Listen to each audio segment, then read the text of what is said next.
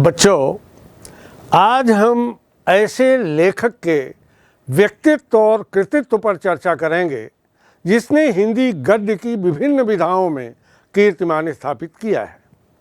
हिंदी गद्य के शिखर पुरुष हैं पद्मश्री कन्हैयालाल मिश्र प्रभाकर।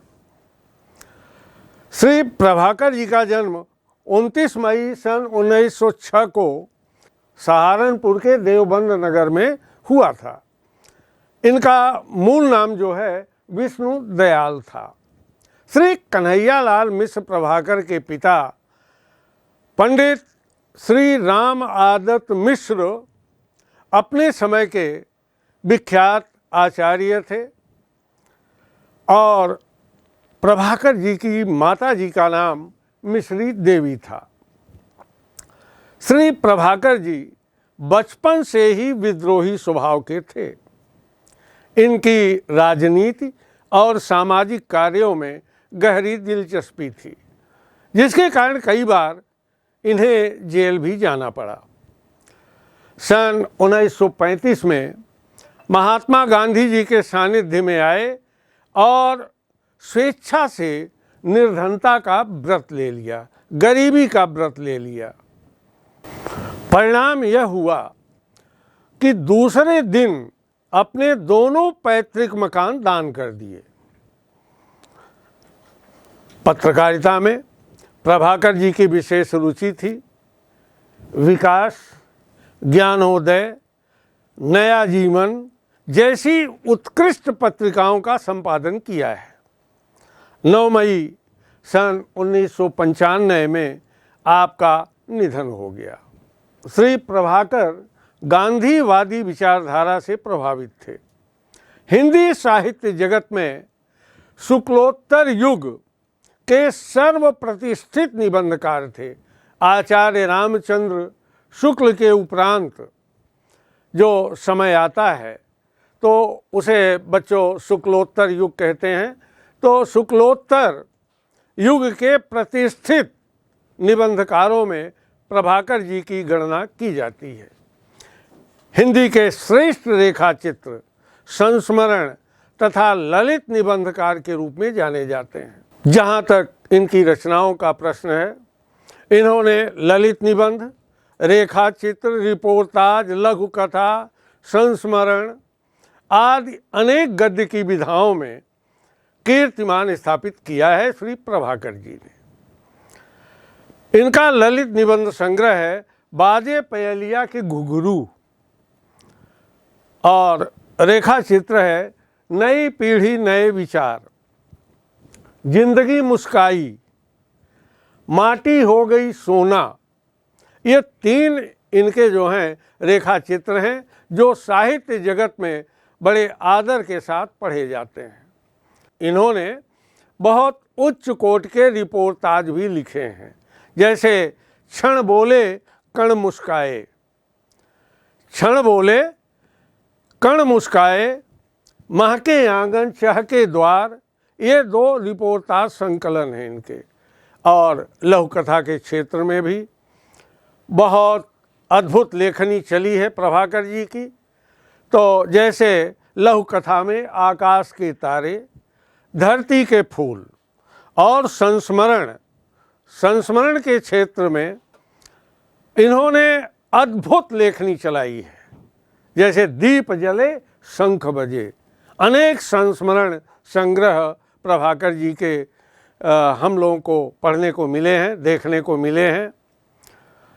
हिंदी साहित्य जगत में इनकी सेवाओं से प्रभावित होकर भारत सरकार ने सन 1990 में पद्मश्री की उपाधि से अलंकृत किया। प्रभाकर जी उन थोड़े से साधकों में से हैं जिन्हें साहित्य और पत्रकारिता में एक साथ उच्च श्रेणी की सफलता मिली है। इन्होंने लघु कथा, ललित निबंध, संस्मरण और रिपोर्टाज को नए आयाम दिए। भावात्मकता व सरसता इनका प्रमुख गुण है। भाषा सामान्यतया तत्सम प्रधान शुद्ध खड़ी बोली है। इन्होंने उर्दू, अंग्रेजी आदि भाषाओं के साथ देशज शब्दों एवं मुहावरों का सार्थक प्रयोग किया है। यह खूबी बहुत कम लेखकों में दिखाई देती है। सरलता, मार्मिकता, चुटीलापन, व्यंग और भावों को व्यक्त करने की जो क्षमता है, इनकी भाषा की प्रमुख विशेषता है। प्रभाकर जी का गद्य अधिकांशतः भावात्मक है। अपने संस्मरणों, रेखा चित्रों आदि में प्रभाकर जी एक कवि के रूप में दिखाई देते हैं और ललित निबंध इनके जो हैं, वैसे भी ललित निबंध आप पढ़िए तो आपको ऐसा लगेगा कि हम कोई कविता पढ़ रहे हैं। हिंदी साहित्य में प्रभाकर जी का विशिष्ट स्थान है, वे सदा अविस्मरणीय रहेंगे। बच्चों, आपके पाठ्यक्रम में श्री कन्हैयालाल मिश्र प्रभाकर जी का ललित निबंध एक था पेड़ और एक था ठूंठ निर्धारित है। इस निबंध में लेखक ने मनुष्य के स्वभाव की तुलना बांझ के हरे भरे पेड़ और ठूंठ से की है। ठूंठ को निर्जीव, जड़ता और विनाश का प्रतीक बताते हुए लेखक कहते हैं कि जीवन में जो व्यक्ति बिना सोचे समझे परंपरागत आदर्शों और सिद्धांतों पर अड़े रहते हैं, वास्तव में उनका जीवन निरर्थक होता है। बांझ का हरा भरा पेड़ जो हवा के झोंकों के साथ हिलता डुलता रहता है, पर उसकी जड़ उसे मजबूती से थामे रहती है। मनुष्य के विचार भी बांझ के पेड़ की तरह होते हैं, लचीले और परिस्थितियों के साथ समन्वय साधने वाले, परंतु हमारे निर्णयों में दृढ़ता हो, जीवंतता हो, विषम परिस्थितियों में भी जड़ों के समान डटे रहने की शक्ति होनी चाहिए। इस तरह इस पाठ के माध्यम से लेखक ने व्यक्ति के विचारों की दृढ़ता और लचीलापन तथा जीवन व्यवहार के सत्य को स्पष्ट किया है। यह है इस पाठ का केंद्रीय भाव। अब आइए इस पाठ को हम विस्तार से देखते हैं। वास्तव में बच्चों, इस निबंध में लेखक ने एक रमणीय पहाड़ी स्थल का जिक्र किया है। लेखक वहाँ एक मकान में ठहरता है और खिड़की से वह बांझ के पेड़ को बड़े ध्यान से देखता है।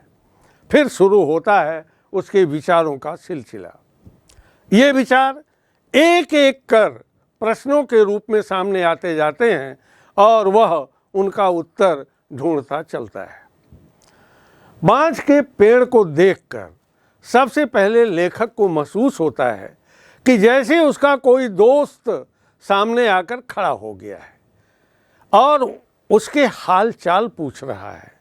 जैसे ही हवा का तेज झोंका आता है, पेड़ झूमने लगता है। अब लेखक को पेड़ में और रस आने लगता है।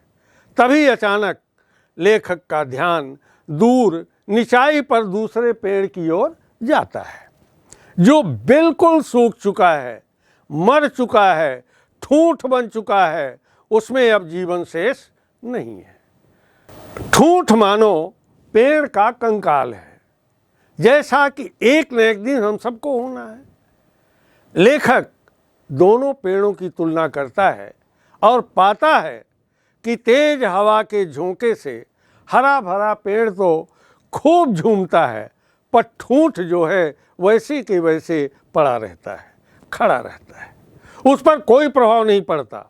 लेखक सोचता है कि न हिलना न झुकना तो वीरों की दृढ़ता की निशानी है, पर यह ठूंठ तो निर्जीव है, जिसमें जीवन ही नहीं, वह वीर और दृढ़ कैसा।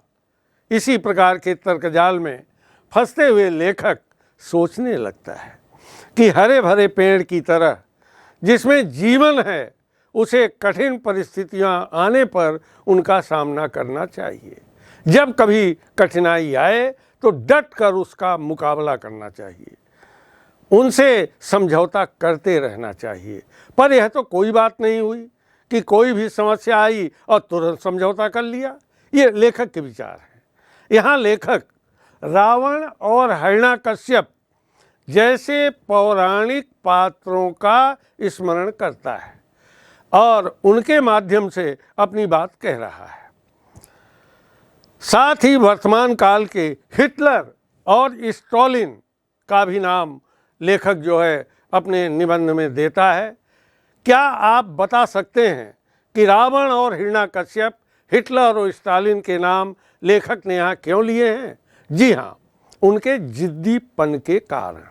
वे अड़ियल थे, उन्होंने सही बात मानने से, सही राह पर चलने से इनकार कर दिया था और इसका परिणाम उन्हें क्या भुगतना पड़ा, क्या आप बता सकते हैं? जी हाँ, उन्हें जीवन में हार माननी पड़ी। आगे लेखक ने व्यावहारिक अथवा दुनियादारी के चलन की चर्चा की है। विश्व की भाषा के बारे में उन्होंने आगे बताया है कि आप दूसरों को कुछ न कुछ दें और उनसे अपने काम की चीज़ें लें। लेखक ने जीवन जीने की पद्धति को कहा कह सुन, यानी यदि सलीके से जीवन व्यतीत करना है तो अपनी बात को दूसरों तक पहुंचाना होगा और दूसरों की बातों को ध्यानपूर्वक सुनना होगा। यदि विश्व की यात्रा पूर्ण करनी है तो मान मना के रास्ते पर चलना होगा, मतलब उनकी बात को मानो, मनवाओ और अपनी बात जो है आप सही तरीके से कहो, सहमत कर लो उनको, मना लो उनको, अर्थात दूसरों की बात मान जाओ या फिर दूसरों को अपनी बात के लिए मना लो, सहमत कर लो। यदि तीनों का मिला जुला रूप आपके व्यवहार में उपस्थित है तो आप एक हिलते डुलते हरे भरे वृक्ष के समान जीवन में परिस्थितियों से, समस्याओं से समझौता कर सकते हैं। अन्यथा आप में और उस मरे हुए सूखे वृक्ष के ठूंठ में कोई अंतर नहीं है। ऐसे व्यक्ति जो निर्जीव, दूसरे वृक्ष के समान कंकाल और रावण के समान जिद्दी होते हैं तो न वे किसी को कुछ दे सकते हैं, न किसी से कुछ ले सकते हैं, न किसी से कुछ कहते हैं, न किसी से कुछ सुनते हैं, न किसी की मानते हैं, न किसी को मनवा सकते हैं। सिर्फ अपने निर्णय को स्वीकार करते हैं, अपनी चलाते हैं। ऐसे व्यक्ति जीवन जीते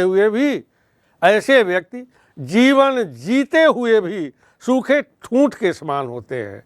ऐसे व्यक्तियों का सिर्फ एक ही इलाज होता है, कुल्हाड़ी और कुदाल। कुल्हाड़ी का कार्य है किसी भी अंश को काट कर फेंक देना, कुदाल का कार्य है उलट पलट देना, अर्थात जो सामने है उसे नकार देना। ऐसे व्यक्तियों को नकार दिया जाता है या फिर काट कर अलग कर दिया जाता है, अस्वीकार कर दिया जाता है। जो हिल नहीं सकते, झुक नहीं सकते, सामंजस्य नहीं बना सकते, परिस्थितियों से समझौता नहीं कर सकते, ऐसे अहंकारी का पृथ्वी पर क्या काम। तो बच्चों, समन्वय जीवन में बहुत उपयोगी है। विनम्रता, झुक जाना जीवन में बहुत आवश्यक है। अब लेखक का सोचना है, क्या हरे भरे पेड़ की तरह कोई भी हवा का झोंका आए, यानी छोटे या बड़े कष्ट आए और व्यक्ति हार मान ले?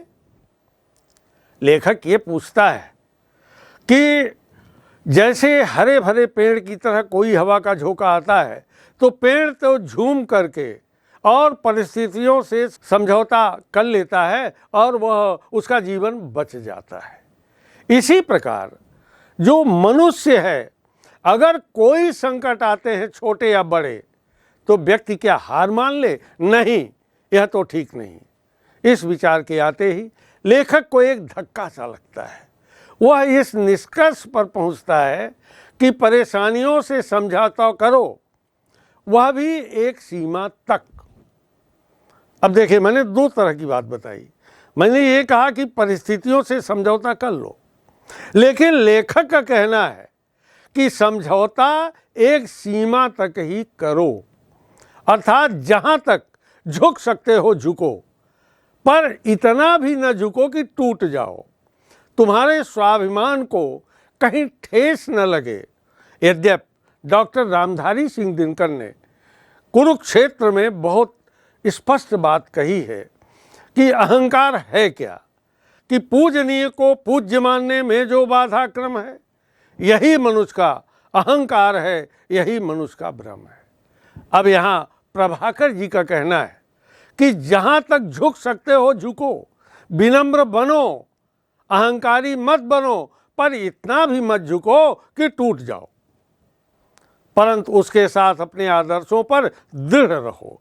जो तुम्हारा आदर्श है, जो मानव मूल्य हैं, जो तुम्हारी आस्थाएं हैं, उस पर दृढ़ रहो, अपने सिद्धांतों से मत हिलो। जैसे व्यक्ति का शरीर बदलता रहता है पर आत्मा अमर होती है। गीता का ये संदेश है कि जिस तरह से हम पुराने कपड़ों का परित्याग करके नए वस्त्र धारण कर लेते हैं, उसी प्रकार से यह आत्मा पुराने शरीर का परित्याग कर और नए शरीर में प्रवेश कर जाती है। तो यहाँ पर प्रभाकर जी गीता के उस संदेश को भी समाविष्ट करके कहते हैं, ठीक उसी प्रकार जीवित व्यक्ति वही है जो परिस्थितियों को समझे और उसके अनुसार अपने को ढाल ले। कहा भी गया है, जैसी चले बयारी पीठ तब वैसी दीजिए। जहाँ जितना झुकना चाहिए वहाँ उतना ही झुको, जहाँ पर अपने आदर्शों पर दृढ़ रहना चाहिए वहाँ दृढ़ रहो। सदैव समय का ध्यान रखते हुए समुचित स्थान पर विवेकपूर्ण निर्णय लो। हमेशा समुचित स्थान पर और विवेकपूर्ण निर्णय, इन बातों का जो ध्यान नहीं रखता वह अड़ियल कहलाता है। अड़ियल को बहुत अच्छे ढंग से प्रभाकर जी ने परिभाषित किया है। पेड़ का ठूंठ कहलाता है, निर्जीव जड़ कहलाता है, उसमें जीवन की दृढ़ता नहीं होती। हमारी यह जीवन दृढ़ता ही हमारी पहचान बनाती है, जो अपनी संस्कृति, अपनी परंपरा, अपनी विशेषता और सिद्धांतों पर दृढ़ बने रहकर स्थापित होती है। अब देखिए, यहाँ पर लेखक ने जीवन दृढ़ता को अपनी पहचान बताया है। जो अपनी संस्कृति, जो आपकी सांस्कृतिक विरासत है, जो अच्छी परंपराएं हैं, उनकी जो विशेषताएं हैं और जो आपके आदर्श हैं, सिद्धांत हैं, उस पर आप दृढ़ रहेंगे तो निश्चित रूप से आपकी पहचान मजबूत होगी। सत्य और आदर्शों पर चलना सिखाती है। जीवन में अपने सिद्धांतों पर डटे रहना और उचित समय पर झुकना ही जीवन है। आपने एक बात और ध्यान दिया होगा कि लेखक ने कितनी कुशलता के साथ जीवन के समन्वयवादी दृष्टिकोण जैसे गंभीर विषय को अपनी सीधी सादी भाषा में समझाया है। कठिन और बोझिल शब्दों का प्रयोग किए बिना ही वे सारी बातें कह गए हैं। और हाँ, लेखक विषय को बहुत ही सामान्य ढंग से शुरू करता है और एक एक दृश्य को देखकर प्रश्न उठता है मन में उसके, और उसका उत्तर भी वह देता जाता है, खोजता जाता है। परंतु कहीं कहीं पर उसे उचित उत्तर नहीं मिलता तो प्रश्न पर प्रति प्रश्न करता है, बार बार वो प्रश्न करता है। इस प्रकार कई बार लगातार प्रश्नों पर एक साथ चिंतन करते हुए ठोस परिणाम पर पहुंचता है। ये प्रभाकर जी की सबसे बड़ी खूबी है। उदाहरण के तौर पर आपने पाठ में पढ़ा होगा, एक जगह लेखक कहता है, न हिलता है न झुकता है वही वीर पुरुष है। जो न हिलता है, कितने भी संकट आए, कितनी भी कठिनाइयाँ आए, लेकिन वह अपने आदर्शों से हिले नहीं और झुके भी नहीं, वही वीर पुरुष है। उसी समय उसका ध्यान उस ठूंठ की ओर जाता है जो न हिलता है न झुकता है, परंतु वह तो वीर नहीं है, उसमें जान ही नहीं है, फिर वीर कैसा? इसी को प्रश्नोत्तरी शैली कहते हैं। आप यह तो समझ ही गए होंगे कि लेखक प्रश्न करता है और स्वयं ही उस प्रश्न का उत्तर देता है। बच्चों, यह पाठ जो है प्रश्नोत्तरी शैली के रूप में लिखा गया है। इसमें विचारों का सिलसिला चलता चला गया जो कि चिंतन से युक्त है। अतः चिंतन प्रधान शैली में लिखा गया यह ललित निबंध है।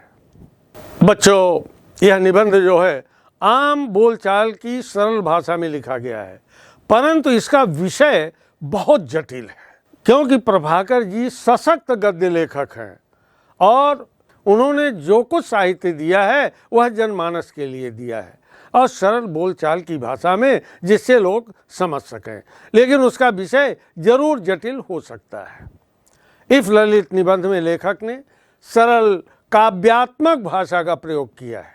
जैसे पलंग पर लेटे लेटे यूं दिखता कि जैसे कुशल समाचार पूछने को आया कोई मेरा ही मित्र हो। कितनी सुंदर उपमा दिया है उन्होंने। यह इतना बड़ा पेड़ हवा का तेज झोंका आते ही पूरा इस तरह हिल जाता है जैसे बीन की तान पर कोई सांप झूम रहा है। मान मना, ये इसमें देखिए अनुप्रासिक छटा, समझौता समन्वय, कुल्हाड़ी कुदाल, जीते जागते जीवन में रपटी रपटती अनुप्रास, इसमें अनुप्रासिक छटा है। भले ही वह इस ठूंठ की तरह निर्जीव हो या रावण की तरह जिद्दी, इसमें उपमा अलंकार का सर्वोत्कृष्ट दृश्य हमारे सामने आ जाता है। इसमें उपमा अलंकार दर्शनीय है। इस प्रकार प्रभाकर जी की भाषा में नई छटा देखने को मिलती है। लेखक ने नवीन शब्दावली का प्रयोग कर भाषा को अत्यधिक लालित्यपूर्ण और प्रभावी बना दिया है। नए शब्दों पर ध्यान दीजिए तो डिक्टेटरी अधिनायकता, आप जानते हैं कि रचनाकार ने यहाँ मुहावरे, लोकोक्तियों, सूक्तियों का प्रयोग कर अपनी भाषा को धारदार बनाया है। इसमें भाषा में निखार आता है। वह कम शब्दों का प्रयोग कर अपनी बात को प्रभावी ढंग से दूसरों तक पहुंचाने की कला में पारंगत है।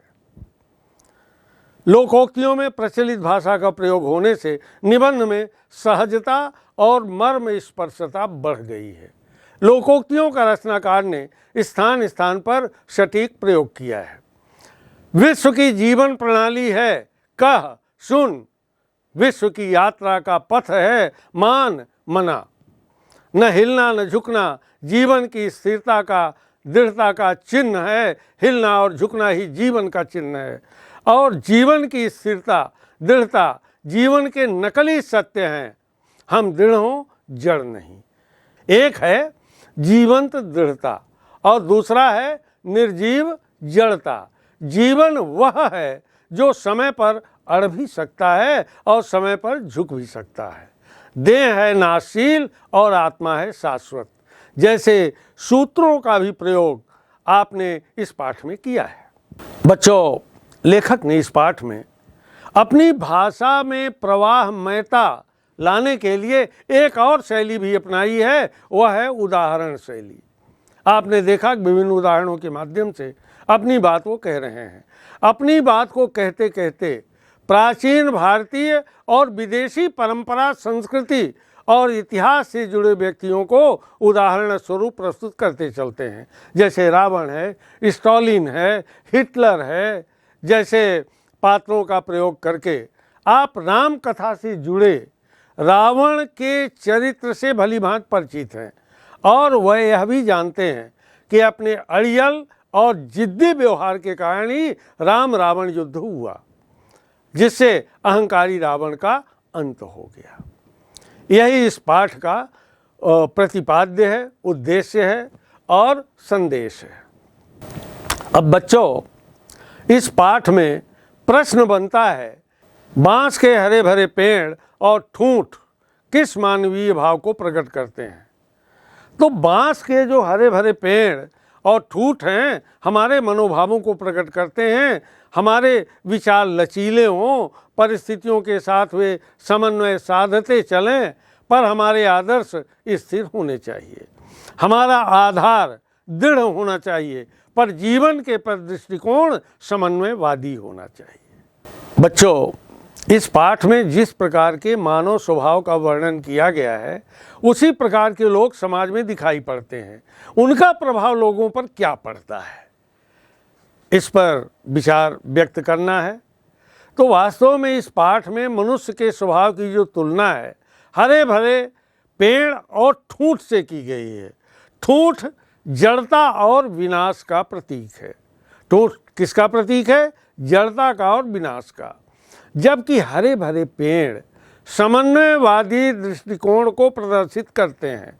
परिस्थितियों से समझौता कर मनुष्य अपनी जड़ों को स्थिर रखते हुए आगे बढ़ने का उपक्रम करना चाहिए। हमें अपने आसपास समाज में इसी तरह के लोग दिखाई देते हैं। मानव समाज विभिन्न आदर्शों को अपनाते हुए उत्तरोत्तर उन्नति की ओर अग्रसर होने का लक्ष्य प्राप्त करता है। हरे भरे पेड़ की तरह लचीले और परिस्थितियों के साथ समन्वयवादी दृष्टिकोण को अपनाते हुए लोग हमें इस बात की प्रेरणा देते हैं कि हमारे विचारों में दृढ़ता हो, जीवंतता हो और विषम परिस्थितियों में हम जड़ों के समान डटे रहें। व्यवहारिक जीवन की आवश्यकता भी यही है कि मनुष्य में लचीलापन हो, लेकिन जो व्यक्ति परिणाम को सोचे समझे बिना परंपरागत आदर्शों और सिद्धांतों पर अड़े रहते हैं, वास्तव में वे निरुपाय निरर्थक जीवन जीने को विवश होते हैं। अब जो शीर्षक दिया है लेखक ने, एक था पेड़ और एक था ठूंठ, इसकी शीर्षक की सार्थकता क्या है? वास्तव में एक था पेड़ और एक था ठूंठ शीर्षक अपनी सार्थकता को स्पष्ट करता है, क्योंकि उन्होंने मनुष्य के स्वभाव की तुलना बांस के हरे भरे पेड़ और ठूंठ से की है। दो, एक तो हरे भरे बांस के पेड़ और दूसरे ठूंठ। ठूंठ निर्जीव जड़ता और विनाश का प्रतीक है। जीवन में जो व्यक्ति बिना सोचे समझे परंपरागत आदर्शों और सिद्धांतों पर अड़े रहते हैं, उनका जीवन निरर्थक हो जाता है, बेकार हो जाता है।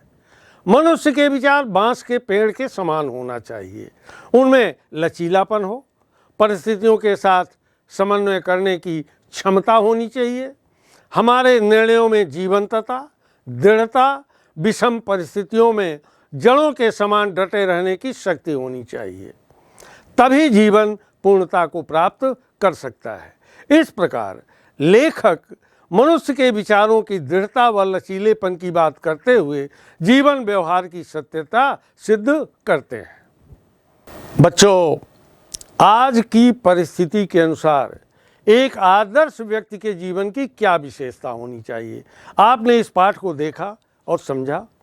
इससे बात छनकर हमारे सामने आ रही है कि आज की परिस्थितियों के अनुसार एक आदर्श व्यक्ति के जीवन की विशेषताएं होती हैं। जैसे व्यक्ति को शिक्षित होना चाहिए, नैतिक आदर्श मूल्यों का ज्ञान होना चाहिए, अच्छा प्रवक्ता होना चाहिए, सामाजिक विसंगतियों समस्याओं के विरोध में आवाज़ उठाने वाला होना चाहिए, समाज में सामंजस्य स्थापित करने वाला होना चाहिए, विचारों में स्पष्टता और गहराई होनी चाहिए, समन्वय करने वाला होना चाहिए, साहसी स्वस्थ होना चाहिए, चरित्रवान होना चाहिए, सत्य तथा सिद्धांतों के लिए लड़ने में दृढ़ता होनी चाहिए। इस तरह से आज की परिस्थितियों के अनुसार एक आदर्श व्यक्ति के जीवन की ये विशेषताएं बड़ी महत्वपूर्ण हैं। अब इस पाठ में कुछ पात्र आए हैं, तो आइए उन पर भी हम चर्चा करते हैं। जैसे स्टालिन। बच्चों, जो स्टालिन है ये सोवियत संघ का नेता था। वह राष्ट्रीय तानाशाह था। रावण के बारे में आप खूब जानते हैं। शिव भक्त था, ज्ञानी था, विद्वान था, लेकिन अभिमानी और अड़ियल भी था। उसने सीता का हरण किया था। अच्छा, ये हिरण्यकश्यप कौन है?